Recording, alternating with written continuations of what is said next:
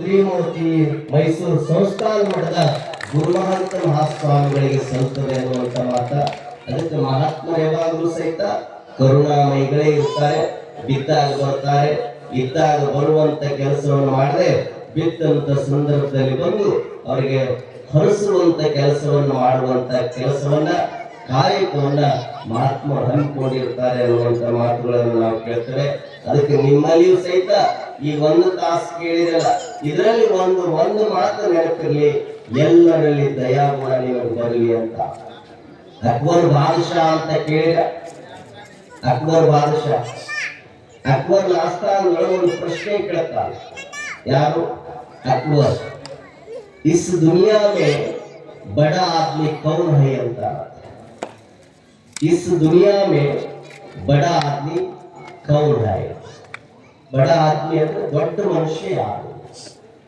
ಎಲ್ಲರೂ ಸಭಿಕರೆಲ್ಲರೂ ಸೇರಿದ್ರಲ್ಲ, ಪಂಡಿತರಿದ್ರು, ಮಹಾನುಭಾವರಿದ್ರು, ಜ್ಞಾನಿಗಳಿದ್ರು, ಎಲ್ಲೆಲ್ಲ ರಾಜರಿದ್ರು, ಎಲ್ಲರಿದ್ರು. ಅವ್ರು ಹೇಳ್ತಾರ, ಯಾರಲ್ಲಿ ಸಂಪತ್ತಿ ಇರ್ತದೆ ಅವರು ದೊಡ್ಡವರು ಅಂತ ಒಂದಿಷ್ಟು ಮಂದಿ. ಬೀರ್ಬಲ ಸುರುಕುಂಚಿತ ಅಕ್ಬರ್ ಅವರ ಯಾರಲ್ಲಿ ಸಂಪತ್ತಿ ಇರ್ತದೆ ಅವರು ದೊಡ್ಡವರು ಅಂದ ತಕ್ಷಣ ಅಕ್ಬರ್ ಅದಕ್ಕೆ ಒಪ್ಪಲಿಲ್ಲ. ಹೌದಾ?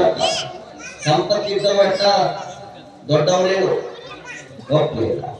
ಮತ್ತೊಬ್ಬರು ಹೇಳಿದ, ಯಾರಲ್ಲಿ ಪಾಂಡಿತ್ಯ ಇರ್ತದೆ, ಯಾರಲ್ಲಿ ಜ್ಞಾನ ಇರ್ತದೆ ಅವರು ದೊಡ್ಡವರು. ಆವಾಗ ಅಕ್ಬರ ಪಾಂಡಿತ್ಯ ಇದ್ದವರಷ್ಟೇ ದೊಡ್ಡವರು ಒಪ್ಪಲಿಲ್ಲ. ಯಾರಲ್ಲಿ ಒಳ್ಳೆ ಚಿತ್ರವನ್ನು ಬಿಡಿಸುವಂತ ಚಿತ್ರಕಲಾ ಇರ್ತದೆ ಅವರು ದೊಡ್ಡವರು, ಯಾರಿಗೆ ಚಲೋ ಜ್ಯೋತಿಷ್ಯವನ್ನು ಹೇಳಕ್ ಬರ್ತದೆ ಅವರು ದೊಡ್ಡವರು. ಹೀಗೆ ಎಲ್ಲರೂ ಒಂದೊಂದು ತರ ಹೇಳಿದ್ರು.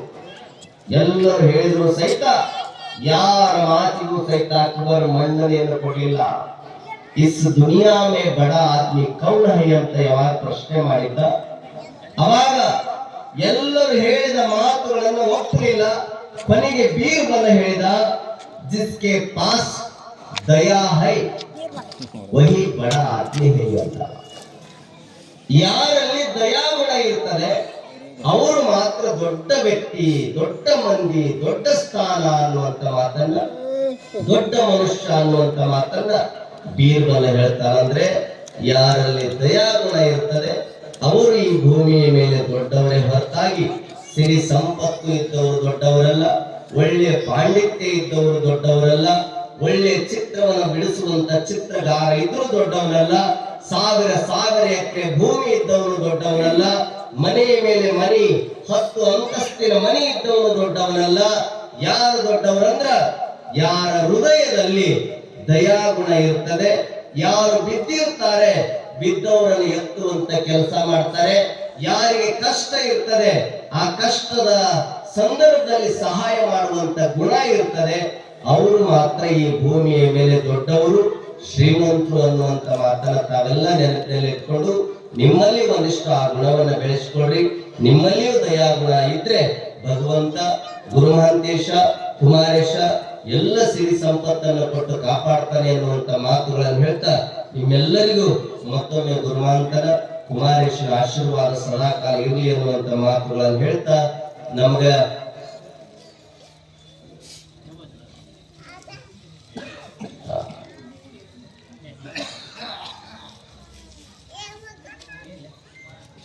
ಇವತ್ತು ನಮಗೆ ಬೆಳಗಿನ ಮಧ್ಯಾಹ್ನದ ಪ್ರಸಾದದ ವ್ಯವಸ್ಥೆಯನ್ನ ನಮ್ಮ ಶರಣಪ್ಪ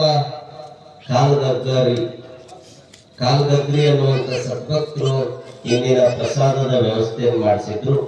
ಅವ್ರು ನೋಡಿ, ನಾವು ಹಾಲು ಮತದವರು ಆದ್ರೂ ಸಹಿತ ಪೂಜ್ಯರಿಗೆ ಪ್ರಸಾದ ಮಾಡಿಸ್ಬೇಕು ಅಂತ ತಿಳ್ಕೊಂಡು ಅವರು ಮಲ್ಲಯ್ಯ ಜುಕ್ತಿ ಮಠ ಅನ್ನುವಂತ ಸದ್ಭಕ್ತ ಅಂದ್ರೆ ಮಠದವ್ರ ಮನೆಯಲ್ಲಿ, ಹಿರೇಮಠದವ್ರ ಮನೆಯಲ್ಲಿ, ಜುಕ್ತಿ ಮಠದವ್ರ ಮನೆಯಲ್ಲಿ ಮಾಡಿಸಿ ಪೂಜ್ಯರಿಗೆ ಪ್ರಸಾದ ಮಾಡಿಸ್ಬೇಕು ಅನ್ನುವಂತ ಭಾವದೊಳಗ ಶರಣಪ್ಪ ಕಾಲ್ಗಗ್ರಿ ಅನ್ನುವಂತ ಸದ್ಭಕ್ತರು ಇವತ್ತಿನ ದಾಸೋಹದ ಸೇವೆಯನ್ನು ಸಲ್ಲಿಸಿದ್ದಾರೆ.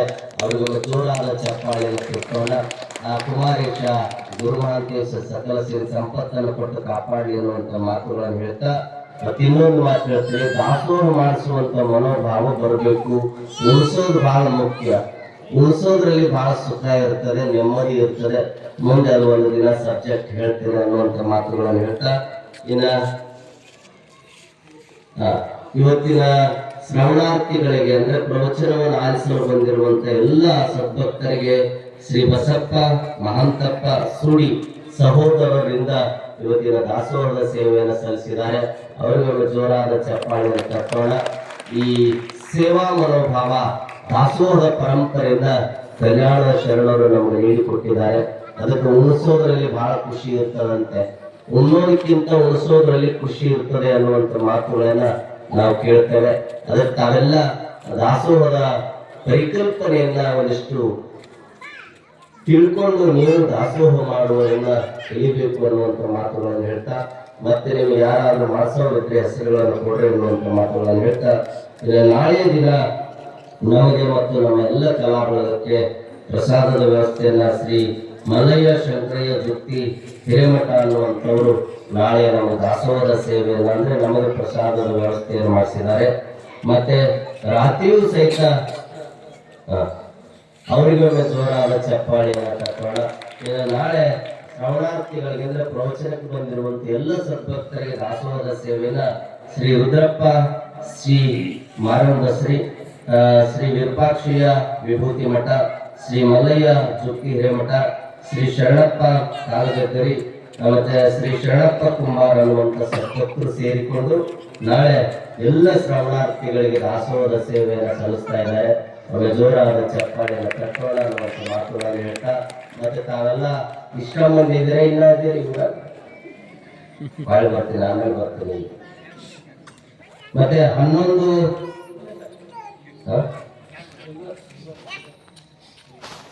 ಅದೇ ರವಿವಾರ ದಿನ ರಾತ್ರಿ ಮಹಾದಾಸೋಹವನ್ನ ಮತ್ತೆ 11ನೇ ತಾರೀಕಿಗೆ ರವಿವಾರ ದಿನ ಆಗಲೇ ಅಡ್ವಾನ್ಸ್ ಬರೆಸ್ಬಿಟ್ಟಿದ್ದಾರೆ. ಮತ್ತೆ ಒಂದಾದ ಗೆಳೆಯರ ಬಳಗ ನೋಡಿ ಎಷ್ಟು ಚಲೋ ಇರ್ತದೆ ಹೆಸರು. ಮತ್ತೆ ದೂರವಾದ ಗೆಳೆಯರ ಬಳಗ ಮತ್ತೆ ಅಂದ್ರೆ ಜಗಳ ಮಾಡಿ ದೂರ ಆಗಿ ಮತ್ತೆ ಒಂದಾಗ್ಯಾರ ಏನಾರಾಗ್ಲಿ ಮತ್ತೆ ಒಂದಾದ ಗೆಳೆಯರ ಬಳಗ ನಾಳೆ 11ನೇ ತಾರೀಕು ರವಿವಾರ ದಿನ ಸಾಯಂಕಾಲ ಎಲ್ಲ ಶ್ರವಣಾರ್ಥಿಗಳಿಗೆ ದಾಸೋಹದ ಸೇವೆಯನ್ನು ಮಾಡಿದ್ದಾರೆ. ಅದು ಜೋರಾದ ಚಪ್ಪಾಳೆಯನ್ನು ಕಟ್ಟೋಣ. ಇದು ಯಾವ ಇದು ಮತ್ತೆ ಒಂದಾದ ಗೆಳೆಯರ ಬಳಗ ಇದು ಶಾಶ್ವತವಾಗಿ ಹೀಗೆ ಇರಲಿ ಬಳಗ ಅನ್ನುವಂಥ ಮಾತನ್ನ ಆ ಶಕ್ತಿಯನ್ನು ಗುರುವಾಂತೇಶ ಕುಮಾರೇಶ ಕೊಡಿ ಅನ್ನುವಂಥ ಮಾತುಗಳನ್ನು ಹೇಳ್ತಾ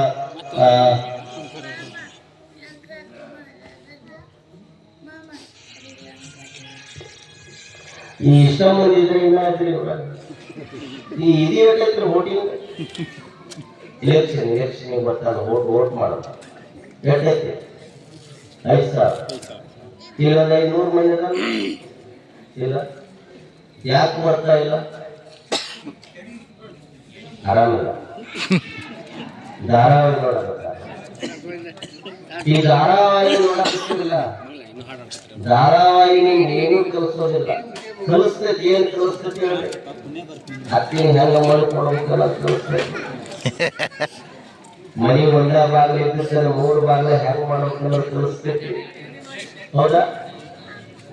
ಅದಕ್ಕೆ ದಯವಿಟ್ಟು ಇವತ್ತಿಗೆ 3 ದಿನ ಇನ್ನು 8 ದಿನ ಐತಿ, 8 ದಿನ ಐತಿ. 8 ಅಲ್ಲ 8 ದಿನ.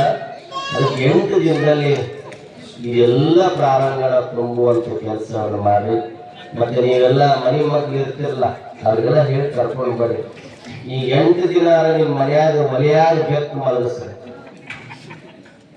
ಅದ್ರ ಗೊತ್ತಲ್ಲ ರಾತ್ರಿ ಬೆಕ್ಕು ಮಲಗಿಸೋದು ಅಂದ್ರೆ ಅಡಿಗೆ ಮಾಡಬೇಡ್ರಿ, ಇಲ್ಲೇ ಮತ್ತೆ ಬರ್ರಿ, ಪ್ರಸಾದ ಸ್ವೀಕಾರ ಮಾಡ್ರಿ. ಇವೆಲ್ಲರೂ ಕುರ್ಮಾಂತೇಶನ ತಪಶಕ್ತಿ ಬಹಳ ದೊಡ್ಡದದ, ಪ್ರಸಿದ್ಧ ಜನ ತಪಶಕ್ತಿ ಬಹಳ ದೊಡ್ಡದದ. ಒಟ್ಟು ನಿಮ್ಮೆಲ್ಲರ ಭಾಗ್ಯವಾಗಲಿ. ಯಾಕಂದ್ರೆ ಕುಡಿಯುಮತಿ ಸಂಸ್ಥಾನ ಮಠದ ಶಾಖಾ ಮಠ ನಿಮ್ಮೂರೊಳಗೆ ಐತಿ ಅಂದ್ರೆ ನೀವೇ ಪುಣ್ಯಾತ್ಮರು, ನೀವೇ ಧನ್ಯಾತ್ಮರು. ಒಂದು ಜೋರ್ ಚಪ್ಪಾಳೆ ಹೊರಡಿ ಕೇಳಿದ್ರೆ ಅಂದ್ರೆ ಯಾಕೆ ಹೇಳ್ತೀನಿ ಮಾತಂದ್ರ ಪ್ರಸಿದ್ಧ ಶಿವಯೋಗಿಗಳ ಜೀವನ ಚರಿತ್ರೆಯನ್ನು ಓದ್ರಿ, ಗುರುಮಾಂತ ಶಿವಯೋಗಿಗಳ ಜೀವನ ಚರಿತ್ರೆಯನ್ನು ಓದ್ರಿ. 300 ಅಲ್ಲ 770 ಶಾಖಾ ಮಠಗಳನ್ನು ಒಳಗೊಂಡಿರುವಂತ ಮಠ ಇದು. ಇಂಥ ದೊಡ್ಡ ಸಂಸ್ಥೆಯನ್ನು ಹೊಂದಿರುವಂತ ಮಠಗಳನ್ನು ಹೊಂದಿರುವಂತ ಮಠ ಅಂದ್ರೆ ಅದು ನಮ್ಮ ಕನ್ನಡ ನಾಡಿನೊಳಗ ನಂಬರ್ 1 ಅಂದ್ರೆ ಅದು ಕುದುರೆಮೂರ್ತಿ ಸಂಸ್ಥಾನ ಮಠ. ಅಂತ ಮಠದ ಮೂಲ ತಪಸ್ವಿ ಯಾರು ಅಂದ್ರೆ ಪ್ರಸಿದ್ಧ ಶಿವಯೋಗಿಗಳು. ಗುರುಮಾಂತ ಮಹಾಸ್ವಾಮಿಗಳ ನಂತರ ಬಹಳ ತಪಸ್ವಿಗಳು ಅಂದ್ರೆ ಪ್ರಸಿದ್ಧ ಶಿವಯೋಗಿಗಳು. ನಿಮ್ಗೆ ಇಲ್ಲಿ ಹನುಮಸಾಗರ ಹತ್ರ ಚಂದಾಲಿಂಗ ಅಂತ ಬರ್ತದೆ ಗೊತ್ತಾ? ಅದು ಚಂದಾಲಿಂಗ ಅಂದ್ರೆ ದೇವರ, ಅದು ದೇವರ ಏನದು ಚಂದಾಲಿಂಗ ಅಂತ ಏನದು ದೇವಸ್ಥಾನ ಹೌದಲ್ಲ. ಆ ಚಂದಾಲಿಂಗ ಅಂತ ಹೆಸರು ಯಾರಿಂದ ಬಂದದ್ದು ಗೊತ್ತೇನೆ? ಚಂದಾಲಿಂಗ ಅನ್ನುವಂತ ಹೆಸರು ಬಂದಿದ್ದು ಯಾರಿಂದ ಅಂದ್ರೆ ಅದು ಪ್ರಸಿದ್ಧ ಶಿವಯೋಗಿಗಳಿಂದ. ಚಂದಪ್ಪ ಅನ್ನುವಂತ ಒಬ್ಬ ಭಕ್ತವ, ಆ ಭಕ್ತರಿಗೆ ಆಶೀರ್ವಾದ ಮಾಡಿದ ಮೇಲೆ ಅವ ಅಲ್ಲಿ ಚಂದಾಲಿಂಗನಾಗಿ ಹೊರಹೊಮ್ತಾನ ಅನ್ನುವಂಥದ್ದನ್ನು ಇತಿಹಾಸದೊಳಗೆ ನಾವು ನೋಡ್ತೀವಿ. ಅಂದ್ರೆ ಒಬ್ಬ ದೇವರನ್ನ ಮಾಡುವಂತ ಶಕ್ತಿಯನ್ನು ಪಡ್ಕೊಂಡಿರುವಂತ ಶ್ರೀಮಠ ಅಂದ್ರೆ ಅದು ಕುದುರೆಮೂರ್ತಿಯ ಮೈಸೂರು ಸಂಸ್ಥಾನ ಮಠದ ಮೂಲ ಪುರುಷರಾಗಿರುವಂತ ಪ್ರಸಿದ್ಧ ಶ್ರೀಯೋಗಿಗಳ ಆಶೀರ್ವಾದ. ಅಂತ ಮಹಾತ್ಮರ ಒಂದು ಮಠ ನಿಮ್ಮ ಊರೊಳಗೆ ಅಂದ್ರೆ ನೀವೇ ಧನ್ಯಾತ್ಮರು, ನೀವೇ ಪುಣ್ಯಾತ್ಮರು ಅನ್ನುವಂತ